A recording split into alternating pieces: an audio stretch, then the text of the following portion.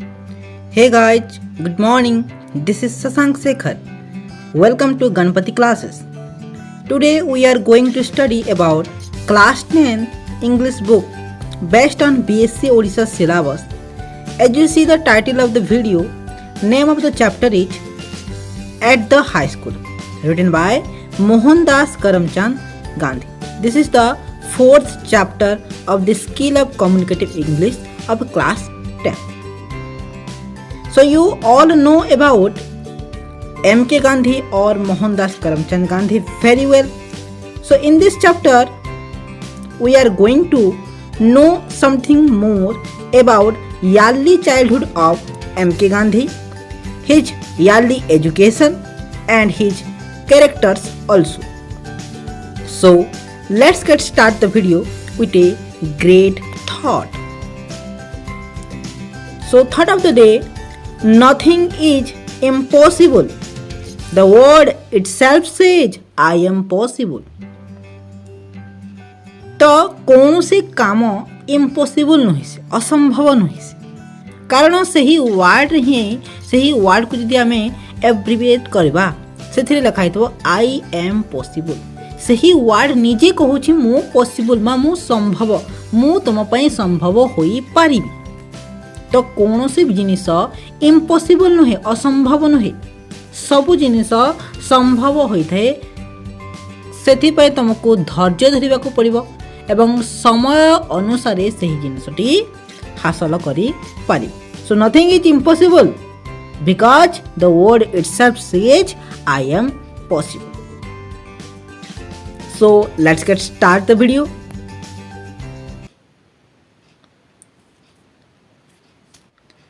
First of all about the author. So author यही chapter author किए ना मोहनदास करमचंद गांधी. समस्ते मोहनदास करमचंद गांधी को भल भाव जानी बापूजी कहुए जातीय पिता कहुए. तो Mohandas Karamchand Gandhi from 2 October 1869 to 30 January 1948 was Indian greatest leader who employed non-violence to lead the successful campaign for India's independence from British rule and in turn inspired movements for civil rights and freedom across the world. The story of my experiment with truth, Hind Swaraj or Indian Home Rule are some of the leading books by Mahatma Gandhi in the present extract. Gandhi focuses on his life and learning at high school. So Mohandas Karamchand Gandhi 2 October 1969 रे जन्म ग्रहण करथिले एवं 30 January 1948 रे तांको इह धाम त्याग करते से इह धाम त्याग करथिले. तो से जने इंडियन ग्रेटेस्ट लीडर थिले. से सबुठारु बहुत विराट लीडर थिले. समस्तंकर आगर थिले जे कि नॉन वायलेंस अहिंसा नीति को आपणाई थिले. अहिंसा नीतिर प्रवर्तन करथिले.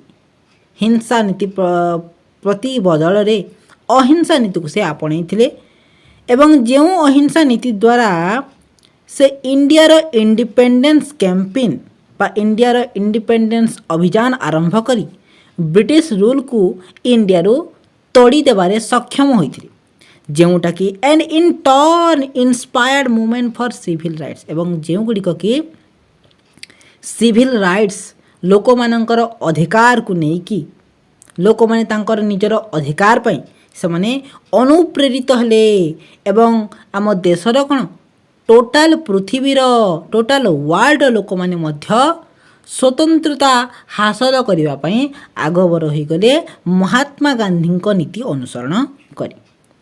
तो से तांको लेखा माने विभिन्न बही बा विभिन्न बुक्स माध्यम प्रकाशित करती. तांको पुस्तक मानक मध्यरु the story of my experiment with truth यह गोटे बही. हिंद स्वराज और इंडियन होम रूल एगुड़िक तांकर लीडिंग्स बुक्स मानक मध्यरु अन्यतम. In this present extract Gandhi focuses on his life and learning at high school. तो यही प्रेजेंट एक्सट्राक्ट यही प्रबंध गांधी तांकर लाइफ विषय एवं तांको शिक्षा विषय जो से हाईस्कल थे से शिक्षा विषय एठारे कुहा जाइछि बा एही प्रबंध रे वर्णना करिसंती।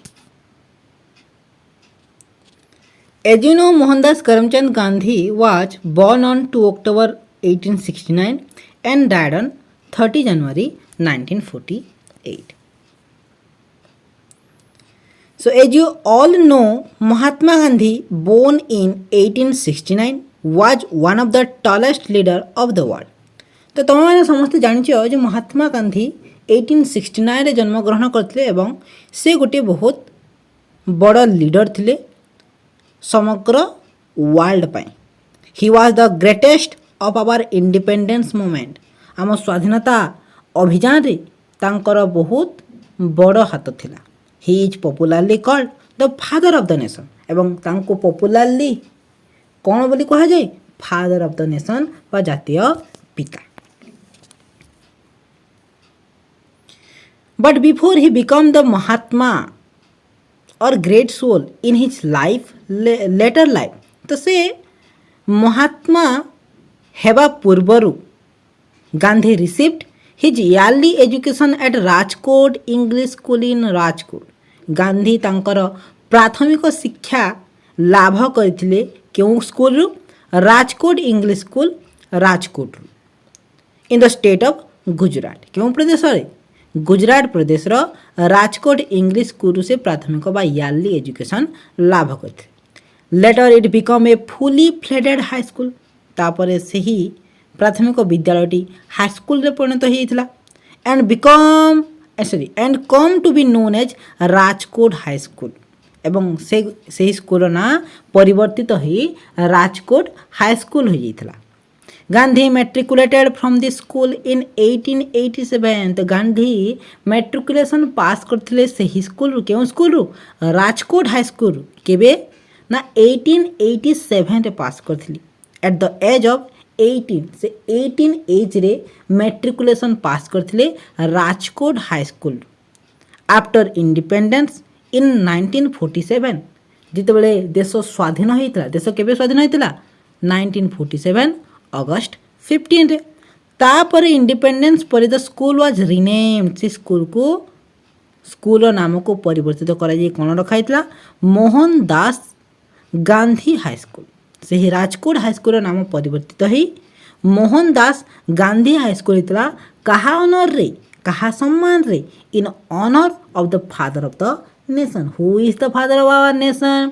महात्मा Gandhi is the father of our nation. तो महात्मा गांधी को सम्मान रे से राजकोट हाई स्कूल नाम परिवर्तित होई स्वाधीनता पर तार नाम दिया गला Mohan Das Gandhi high school.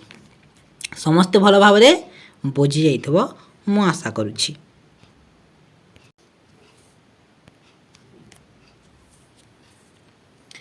So according to several accounts, Gandhi was not so brilliant as a student. तो किछि कथा अनुसार बा किछि अकाउंट बा तांको अनुसार गांधी सेते ब्रिलियंट नथिले एज ए स्टूडेंट। से गोटे छात्र हिसाब रे सेते बुद्धिमान नथिली। He was noted to be good at English. से इंग्लिश से टिके भलो थिले। फेयर इन एरिथमेटिक बा गणित से टिके बढ़िया थिले। वीक इन जियोग्राफी भूगोल से टिके बहुत दुर्बल थिले। गुड इन कंडक्ट एवं आचरण रे से बहुत बढ़िया थिले किंतु बैड इन हैंड राइटिंग। तांको हैंड राइटिंग रे से बहुत खराब थिले। दो he did not have any high regard for his ability. से तांको एबिलिटी पई बा से तांको दक्षता पई सेते सम्मान न पाइले मध्य ही वाज एस्टोनाइज्ड। से बहुत आश्चर्य बा विस्मित होई छांती whenever he won prizes and scholarship. से तबले प्राइजेस किंबा स्कॉलरशिप पांती से बहुत विस्मित होती कारण से कौन से सब्जेक्ट से भल नथिले। केवल इंग्लिश रे एवं एरिथमेटिक रे टिके भल थिले। जियोग्राफी रे टिके भल जियोग्राफी रे भल नथिले। हैंड राइटिंग भी तांकर भल नथिला किंतु से जितेबले प्राइज पाती स्कॉलरशिप पाती तांको बहुत आश्चर्य लगे। भावती मु तो सेते ब्रिलियंट नुहे प्राइज गुड़िक स्कॉलरशिप गुड़िक मु केमती पाउछि से निजर भाग्य को प्रथमे ध्यान दे थिली समस्त बुझी पारथबो So let's read the following text to know some more interesting facts on Gandhi's experience of high school days as he himself had described it in his autobiography named My Experiment with Truth. तो यही प्रबंध को बा यही chapter को आम आलोचना करवा एवं यही थिरे से किछि इंटरेस्टिंग फैक्ट बाबद गांधींकर हाईस्कूल एक्सपीरियंस हाईस्कूल डेज रो एक्सपीरियंस उपरे पर्यवेसित ताहा उपरे आमे किछि इंटरेस्टिंग फैक्ट पाइबा जे कि महात्मा गांधी निजे तांको ऑटोबायोग्राफी माने आत्मजीवनी तांको आत्मजीवनी लिखिजंती बा तांको आत्मजीवनी रो एही प्रबंधटी न्यायची चैप्टर 5 रो सही आत्मजीवनी रो ना हला my experiment with truth. So let's get into the text. I was not regarded as a fool at the high school. I always enjoyed the affection of my teachers. Certificate of progress and characters used to be sent to the parents every year. I never had a bad certificate. In fact, I even won prizes after I passed out the second standard. In the 5th and 6th, I obtained scholarships of rupees 4 and 10 respectively, an achievement for which I have to thank good luck more than my merit. So I was not regarded as a fool at the high school. मु high school रे गोटे बोका नथिली.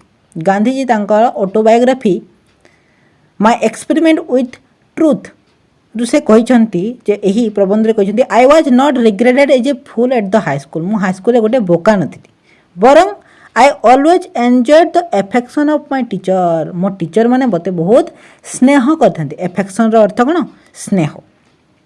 तो मु बहुत उपभोग करे. कोन उपभोग करे मोर टीचर मानकर स्नेहर पात्र मु. Certificate of progress and character. तो कैरेक्टर सर्टिफिकेट एवं प्रोग्रेस सर्टिफिकेट तुम मैंने समस्त जानिथबो. आर्ली एजुकेशन रे प्रगति पत्र बोली गोटे सर्टिफिकेट मिलूला. से वर्षक मध्य होइतबा एग्जाम मानकर तुमर कैरेक्टर सब डिटेल्स थाए एवं पेरेंट्स मान को सेटा प्रति वर्ष पठाई थे ताकू प्रगति पत्र कहउतला. तो सही परी महात्मा गांधी को मध्य बा महात्मा गांधी पेरेंट्स को बस से स्कूल रे पढ़ुवा समस्त छात्रों पेरेंट्स को certificate of progress and character पठा जाउतला. काहा को पठा जाउतला पेरेंट्स मान को every year. I never had a bad certificate. तो से महात्मा गांधी के बैड सर्टिफिकेट पाई नहांती. गुड सर्टिफिकेट सब पाई था. In fact I even won prices.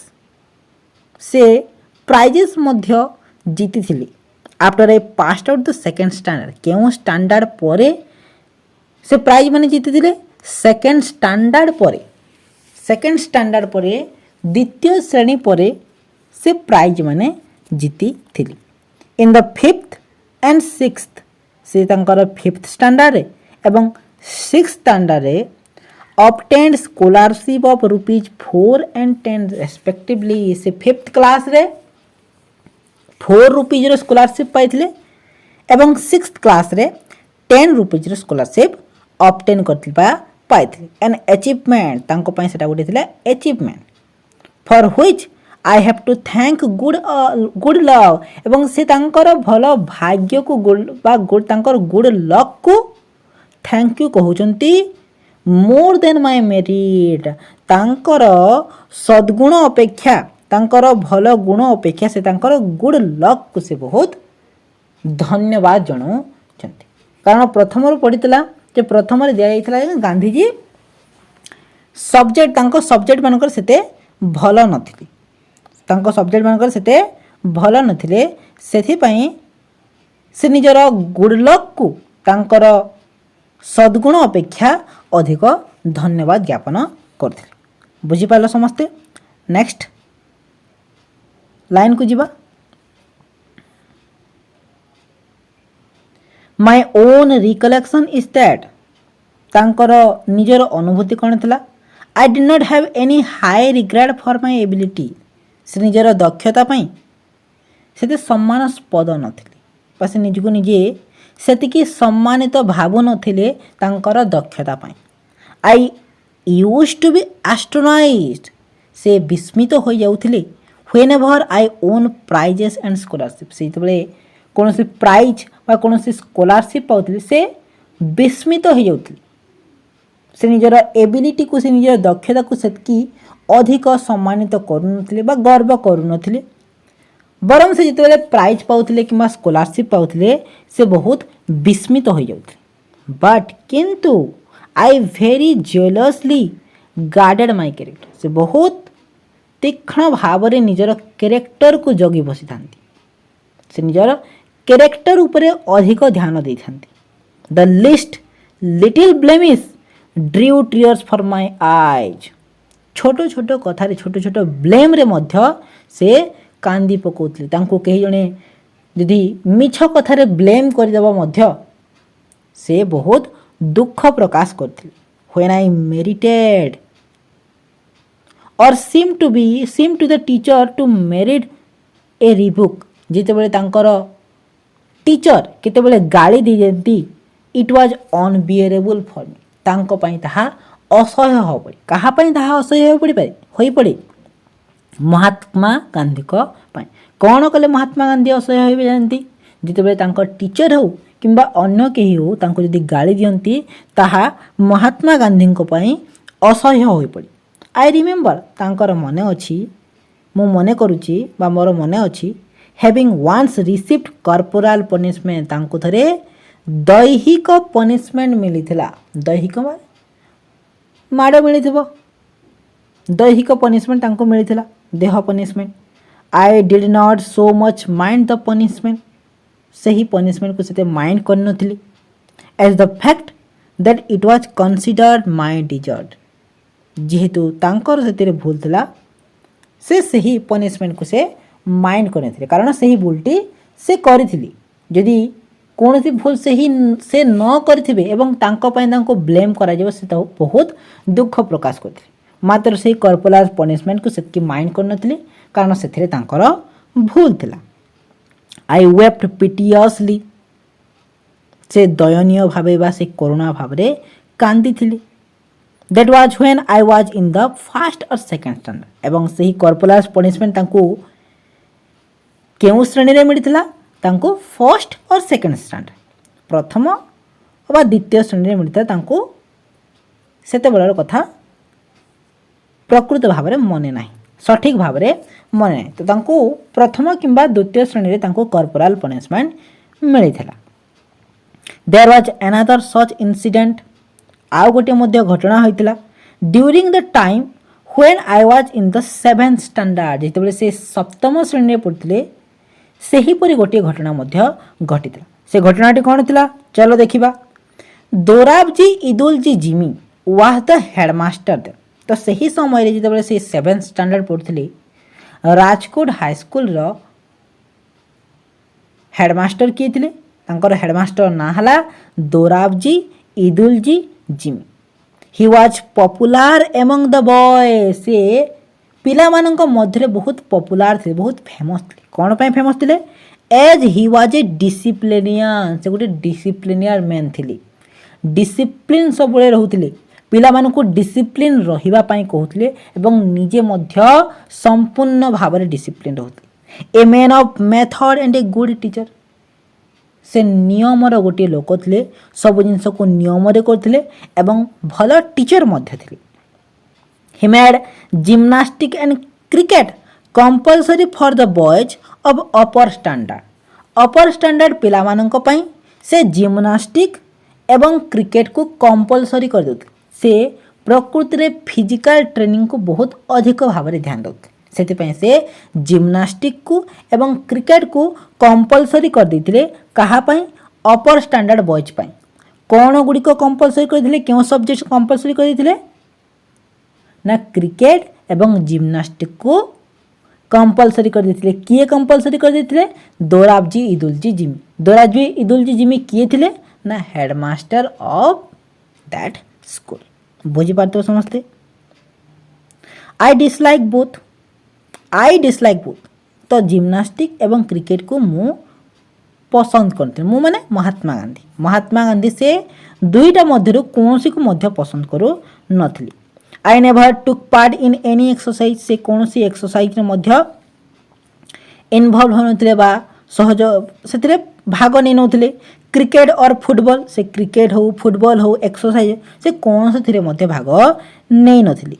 Before they were made compulsory. से ही जिनस को कंपलसरी करबा पूर्वरु महात्मा गांधी ना एक्सरसाइज रे ना क्रिकेट रे ना फुटबॉल रे भाग नैथिले। My shyness was one of the reason for his aloofness. एवं से भाग कौन पाई नौ नथिले? तांकर साइनेस पाई। से लज्जा प्रकाश करथिली। किए कौन कहीदेव बोधे जदि क्रिकेट भल खेली न पाइली जदि किए कौन कहीदेव? कारण महात्मा गांधी टिके मध्य ब्लेम को सही पार नथिले। से कांदी पकोथे। सेथिपाई कण तांकर साइनेस पाई तांकर लज्जा पाई से सही प्रकार एफलनेस बा अनासक्ति भाव देखौथिले क्रिकेट फुटबॉल एवं जिम्नास्टिक बा एक्सरसाइज प्रति। हुई आई नाउ सी र जे गुड़ी को एबेका मते बहुत भूल लागुछि। केउ गुड़ी को भूल लागुछि? सही जिम्नास्टिक हो बा क्रिकेट हो बा फुटबॉल हो से ऊपर जो अनासक्ति भाव प्रथमे रखुथिले से गुड़ी को तांको एबे भूल लागुछि। I had then the false notion that gymnastic had nothing to do with education. सही समय रे बा जेतेबेले से स्कूल पढुथिले सही समय से भाबुथिले जे जिम्नास्टिक रो काम कोन? जिम्नास्टिक रो एजुकेशन रे कोनोसी काम नाही ताहा से भाबुथिले। ताहा तांकर फॉल्स नोटेशन थिला बा फॉल्स नोशन थिला। तांकर फॉल्स नोशन कोन थिला? Gymnastic had nothing to do with education. Education रे जिम्नास्टिक रो कोन काम? किछि काम नाही। किंतु टुडे वर्तमान आई नो दैट मु बुझी पाछि बा मु जानि पाइली जे physical training should have much place in the curriculum as mental training. वर्तमान से बुझी पाछंती जे फिजिकल ट्रेनिंग डा गोटे करिकुलम गोटे पाठ्यसूची मेंटल ट्रेनिंग अपेक्षा फिजिकल ट्रेनिंग मध्ये बहुत इम्पोर्टेंट यहा से कहबा को चाहूछंती। So that's all for today guys.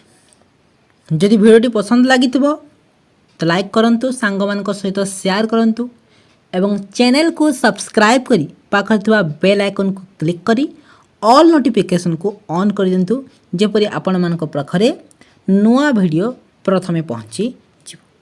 So thank you and please don't forget to subscribe. Thank you.